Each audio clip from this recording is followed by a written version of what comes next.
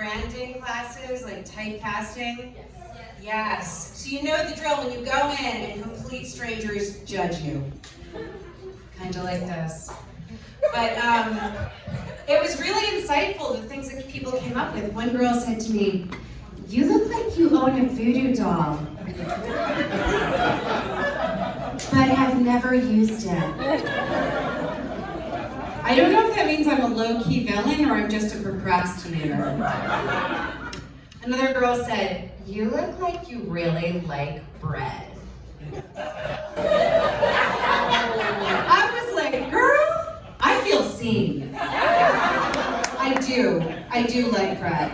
So if anybody's casting anything in a bakery, Lindsey Loon. But we're all just trying to understand each other, you know? We're all obsessed with some aspect of identity and heritage, like where are your people from, right? So my family has two very different sides. I'm Jewish and half hillbilly. I'm a Jew-billy.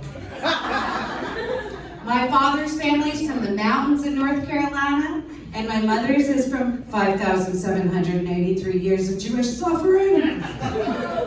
But it's fun being a Jew-billy. Shalom, y'all! I can hunt squirrels and bargains. I take my matzo balls, bacon wrapped. And our yarmulkes say, "God bless NASCAR." Baruch Hashem. So there's something that makes me kind of feisty. It really annoys me when people use the word Nazi to mean kind of fussy. Like, I'm such a Nazi about arranging my toiletries. Are you? What are you doing in there? Do you have a gas shower? And why is it just Nazis that are pinpointed? Like, nobody's ever a Rwandan Hutu of grammar. Or like the Pol Pot of punctuation. It doesn't happen. I'm a wandering Jew-billy. I love to travel. I lived overseas, Australia, New Zealand, Japan. And when I lived in Japan, I loved going to the Japanese bath. Anybody go to the Koreatown baths, like before the pandemic? Yeah. Oh, y'all are clean and cultured. I like it. Or maybe you just like seeing naked people. There's a lot of naked people, because everybody ends up in the bath together. But you know, it's no big deal. You're naked, they're naked, everybody's naked. Except in Japan, sometimes I was the only foreigner, so I'd get a few looks. I look a little different. And this one day, this little old lady in like her 90s was just staring at me. And her eyes were up and down my body. And I glanced over at her and I noticed her breasts were amazing. I mean, game recognized game, y'all. Gravity will do the same to these, man. They were like pendulums. They were longer than Snoopy's nose. And she came swinging over to me and said, "Hontoni shirai ne. Zettai. You really are what? All over." I felt safe.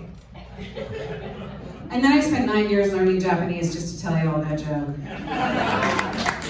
Commit to the bit.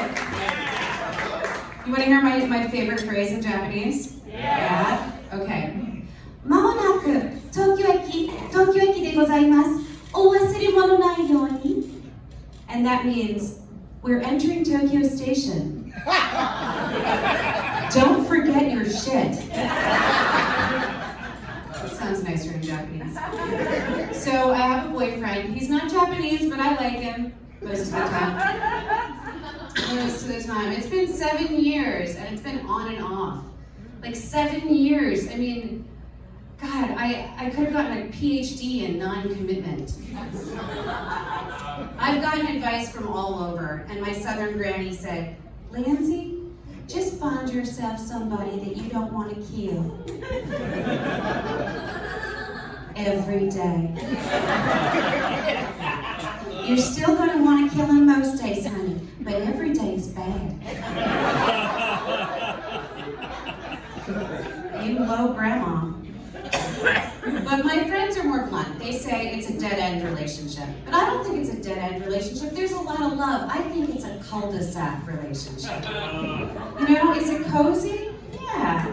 Did I get here through a series of wrong turns and bad decisions? Oh yeah. Is it going nowhere? Absolutely not. I know that's not the funniest joke, thanks for laughing. It's more true than funny. But it is true, because when it comes to metaphors, I'm kind of a Nazi.